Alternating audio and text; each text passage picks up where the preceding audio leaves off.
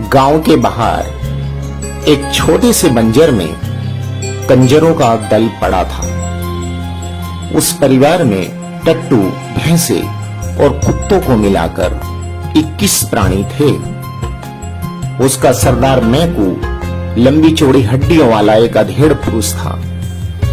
दया माया उसके पास फटकने नहीं पाती थी। उसकी घनी दाढ़ी और मूंछों के भीतर प्रसन्नता की हंसी छिपी ही रह जाती थी। गांव में भीख मांगने के लिए जब कंजरों की स्त्रियां जाती तो उनके लिए मैकू की आज्ञा थी कि कुछ न मिलने पर अपने बच्चों को निर्दयता से गृहस्थ के द्वार पर जो स्त्री न पटक देगी उसको भयानक दंड मिलेगा। उस निर्दयी झुंड में गाने वाली एक लड़की थी और एक बांसुरी बजाने वाला युवक। ये दोनों भी गा बजाकर जो पाते वह मैकू के चरणों में लाकर रख देते। फिर भी गोली और बेला की प्रसन्नता की सीमा न थी। उन दोनों का नित्य संपर्क ही उनके लिए स्वर्गीय सुख था। इन घुमक्कड़ों के दल में ये दोनों विभिन्न रुचि के प्राणी थे। बेला बेड़िन थी।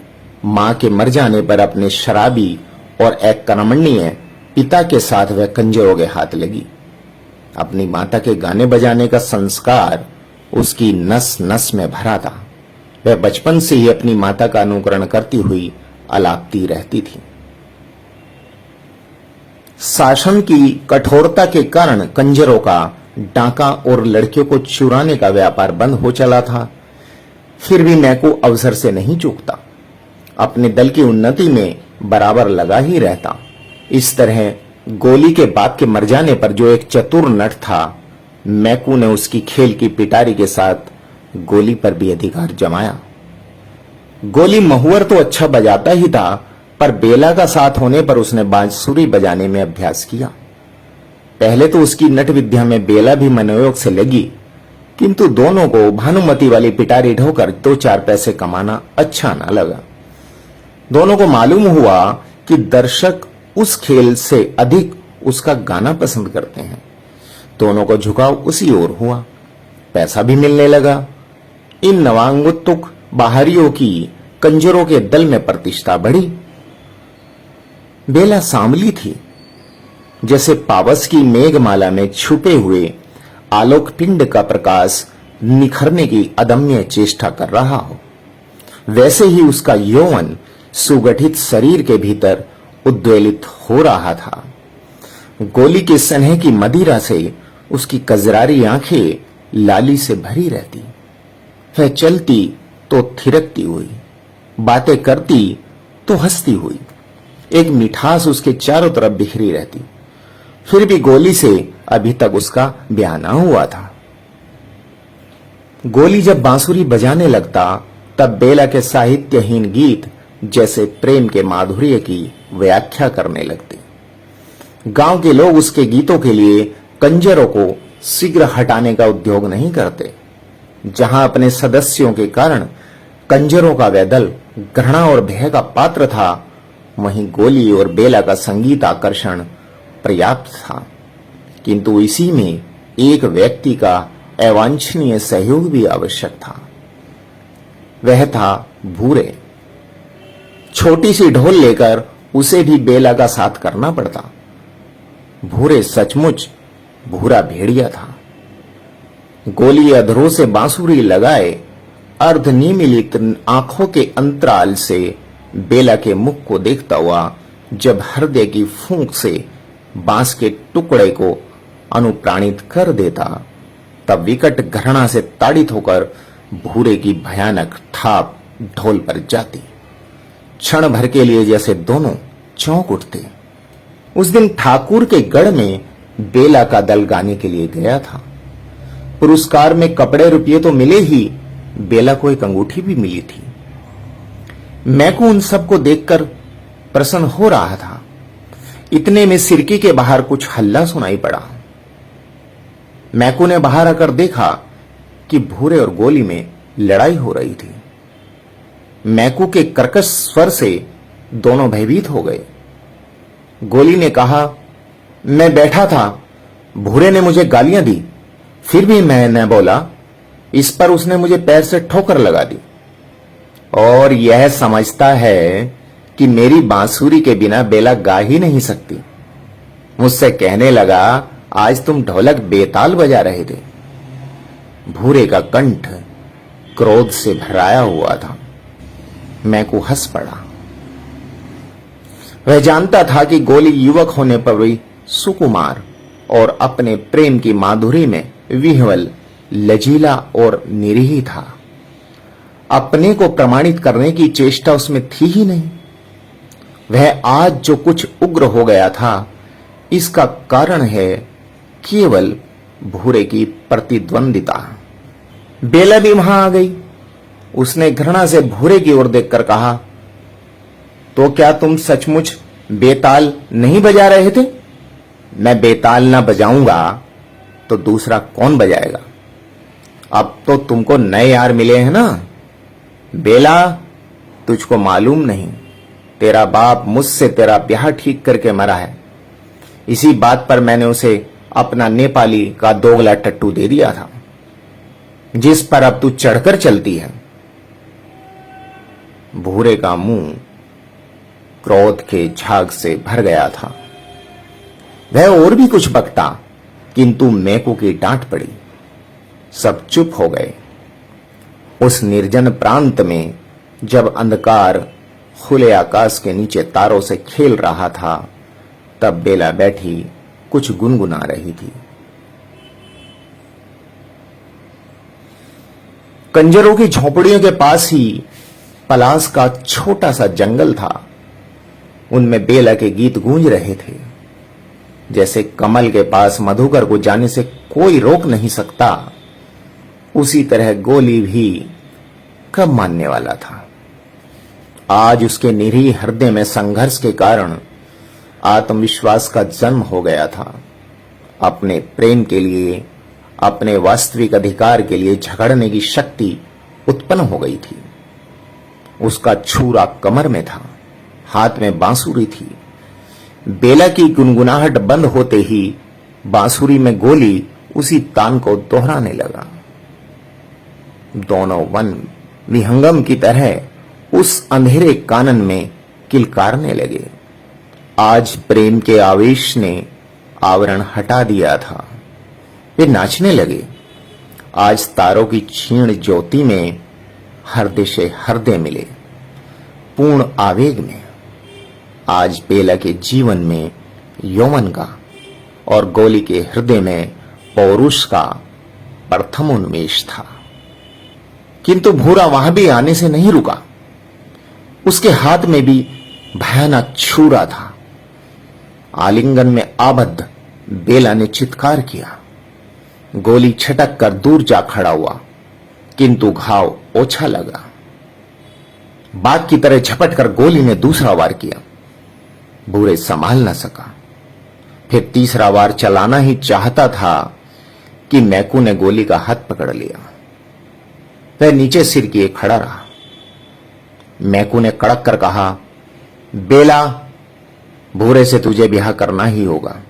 यह खेल अच्छा नहीं। उसी क्षण सारी बातें गोली के मस्तक में छाया चित्र सी नाच उठी। उसने छुरा धीरे से गिरा दिया। उसका हाथ छूट गया।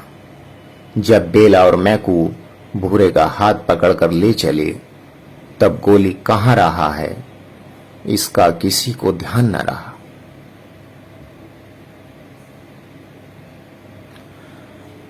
कंजर परिवार में बेला भूरे की स्त्री माने जाने लगी। बेला ने भी सिर झुकाकर इसे स्वीकार कर लिया, परंतु उसे पलाश के जंगल में संध्या के समय जाने से कोई भी रोक नहीं सकता था। उसे जैसे सायकाल में एक हल्का सा उन्माद हो जाता। भूरे या मैकू भी उसे वहां जाने से रोकने में असमर्थ थे। उसकी दृढ़ता भरी आंखों में घोर विरोध नाचने लगता। बरसात का आरंभ था। गांव की ओर से पुलिस के पास कोई विरोध की सूचना भी नहीं मिली थी। गांव वालों की छुरी हंसियां और काट कबाड़ के कितने ही काम बनाकर वे लोग पैसे लेते थे। कुछ अन्य यूं भी मिल जाता। चिड़िया पकड़कर, पक्षियों का तेल बनाकर, जड़ी बूटी की दवा तथा उत्तेजक औषधियों और मदिरा का व्यापार करके कंजरों ने गांव तथा गढ़ के लोगों से सद्भाव भी बना लिया था। सबके ऊपर एक आकर्षक बांसुरी जब उसके साथ नहीं बजती थी, तब भी बेला के गले में एक ऐसी नई टीस उत्पन्न हो गई थी जिसमें बांसुरी का स्वर सुनाई पड़ता था। अंतर में भरे हुए निष्फल प्रेम से युवती का सौंदर्य निखर आया था। उसके कटाक्ष अलस, गति मदिर और वाणी झंकार से भर गई थी। ठाकुर साहब के गढ़ में उसका गाना प्राय हुआ करता था। छींट का घाघरा और चोली, उस पर गोटे से ढकी हुई ओढ़नी सहज ही खिसकती रहती। कहना ना होगा कि आधा गांव उसके लिए पागल था।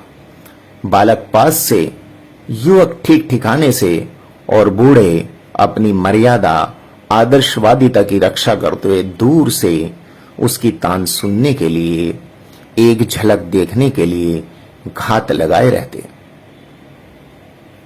गढ़ के चौक में जब उसका गाना जमता तो दूसरा काम करते हुए अन्य मनस्कता की आड़ में मनोयोग से और कनखियों से ठाकुर उसे देख लिया करते। मैकू गाहक था, उसने ताड़ लिया। उस दिन संगीत बंद होने पर, पुरस्कार मिल जाने पर और भूरे के साथ बेला के गढ़ से बाहर जाने पर भी मैकू वहीं थोड़ी देर के लिए खड़ा रहा। ठाकुर ने उसे देखकर पूछा, क्या है? सरकार, कुछ कहना है क्या? ये छोकरी इस गांव से जाना नहीं चाहती। उधर पुलिस तंग कर रही है। जाना नहीं चाहती? क्यों? वह तो घूम घाम कर गढ़ में आ जाती है, खाने को मिल जाता है। मैकू के आगे की बात चुप होकर कुछ कुछ संकेत भरी मुस्कुराहट से कहना चाहता था। ठाकुर के मन में हलचल होने लगी। उसे दबाकर, प्रतिष्ठा का ध्यान करके ठाकुर ने कहा, तो मैं क्या करूं? सरकार, वह तो सांझ होते ही पलास के जंगल में अकेली चली जाती है और वहीं बैठी हुई बड़ी रात तक गाया करती है। एक दिन सरकार धमका दें तो हम लोग उसे ले देकर आगे कहीं चले जाएं। अच्छा। मैं कुछ जाल फैलाकर चला आया। 1000 की बोहनी की कल्पना करते हुए वह अपनी सिरकी में बैठकर हुक्का गुड़गुड़ाने लगा। बेला के सुंदर रंग की मेघमाला प्रेम राशि की रजत रेखा से उद्भासित हो उठी थी। उसके हृदय में यह विश्वास जम गया था कि भूरे के साथ घर बसाना गोली के प्रेम के साथ विश्वासघात करना है। उसका वास्तविक पति तो गोली ही है। बेला में ये उच्छृंखल भावना विकट तांडव करने लगी। उसके हृदय में वसंत का विकास था। उमंग में मनियालिन की गति थी। कंठ में वनस्थली की काकली थी। आंखों में कुसुमोत्सव था और प्रत्येक आंदोलन में परिमल का उद्गार था। उसकी मादकता बरसाती नदी की तरह वेगवती थी। आज उसने अपने जूड़े में जंगली करौंदे के फूलों की माला लपेटकर भरी मस्ती में जंगल की ओर चलने के लिए पैर बढ़ाया तो भूरे ने डांटकर कहा, कहां चली? यार के पास, उसने छुटते ही कहा। बेला के सहवास में आने पर अपनी लघुता को जानते हुए महसूस कर भूरे ने कहा, तू खून कराए बगैर चैन न लेगी। बेला की आंखों में गोली का और उसके परिवर्धमान प्रेमांकुर का चित्र था जो उसके हट जाने पर विरह जल से हरा भरा हो उठा था। बेला पलास के जंगल में अपने बिछड़े हुए प्रियतम के उद्देश्य से 2-4 दिन विरह वेदना की तानों की प्रतिध्वनि छोड़ आने का काल्पनिक सुख नहीं छोड़ सकती थी। उसी एकांत संध्या में बरसाती झिल्लियों की झनकार से वायुमंडल गूंज रहा था। बेला अपने परिचित पलास के नीचे बैठकर गाने लगी, चीन्हत नहीं बदल गए नैना। ऐसा मालूम होता था कि सचमुच गोली उस अंधकार में अपरिचित की तरह मुंह फिराकर चला जा रहा है। बेला की मनोवेदना को पहचानने की क्षमता उसने खो दी है। बेला का एकांत में विरह निवेदन उसकी भावप्रवणता को और भी उत्तेजित करता था। पलास का जंगल उसकी कातर कुहुक से गूंज उठा था। सहसा उस निस्तब्धता को भंग करते हुए घोड़े पर सवार ठाकुर वहां आ पहुंचे।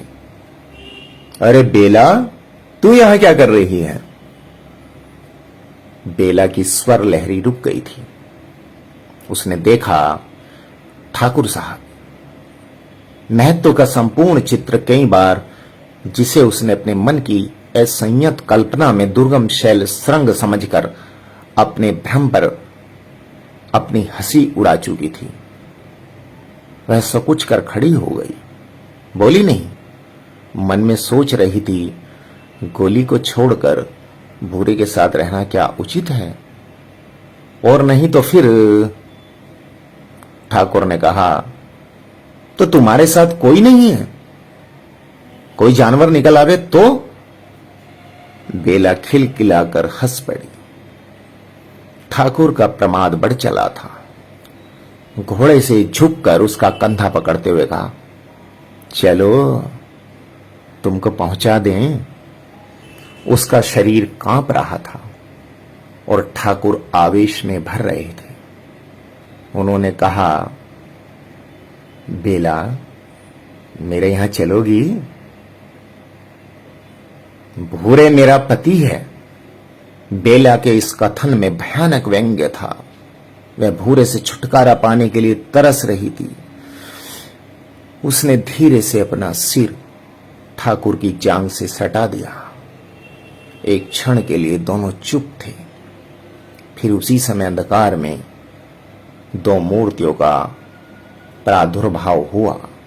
कठोर कंठ से भूरे ने कहा, बेला। ठाकुर सावधान हो गए थे। उनका हाथ बगल की तलवार की मूठ पर जा पड़ा। भूरे ने कहा, जंगल में किस लिए तू आती थी, यह आज मुझे मालूम हुआ। चल, तेरा खून पिए बिना छोड़ूंगा नहीं। ठाकुर के अपराध का आरंभ तो उनके मन में हो ही चुका था। उन्होंने अपने को छिपाने का प्रयत्न छोड़ दिया। कड़क कर बोले, खून करने से पहले अपनी बात भी सोच लो। तुम मुझ पर संदेह करते हो तो यह तुम्हारा भ्रम है। मैं तो अब मैकू आगे आया। उसने कहा, सरकार, बेला अब कंजरों के दल में नहीं रह सकेगी। तो तुम कहना क्या चाहते हो? ठाकुर साहब अपने में आ रहे थे, फिर भी घटना चक्र से विवश थे। अब यह आपके पास रह सकती है, भूरे इसे लेकर हम लोगों के संग नहीं रह सकता। मैकू पूरा खिलाड़ी था। उसके सामने उस अंधकार में रुपये चमक रहे थे। ठाकुर को अपने अहंकार का आश्रय मिला। थोड़ा सा विवेक जो उस अंधकार में झिलमिला रहा था बुझ गया। उन्होंने कहा, तब तुम क्या चाहते हो? 1000। चलो मेरे साथ, कहकर बेला का हाथ पकड़कर ठाकुर ने घोड़े को आगे बढ़ाया। भूरे कुछ भुनभुना रहा था, पर मैकू ने उसे दूसरी ओर भेजकर ठाकुर का संग पकड़ लिया। बेला रकाब पकड़े चली जा रही थी। दूसरे दिन कंजरों का दल उस गांव से चला गया।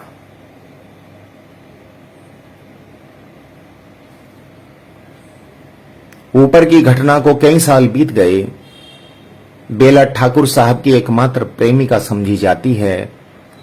अब उसकी प्रतिष्ठा अन्य कुलवधुओं की तरह होने लगी है।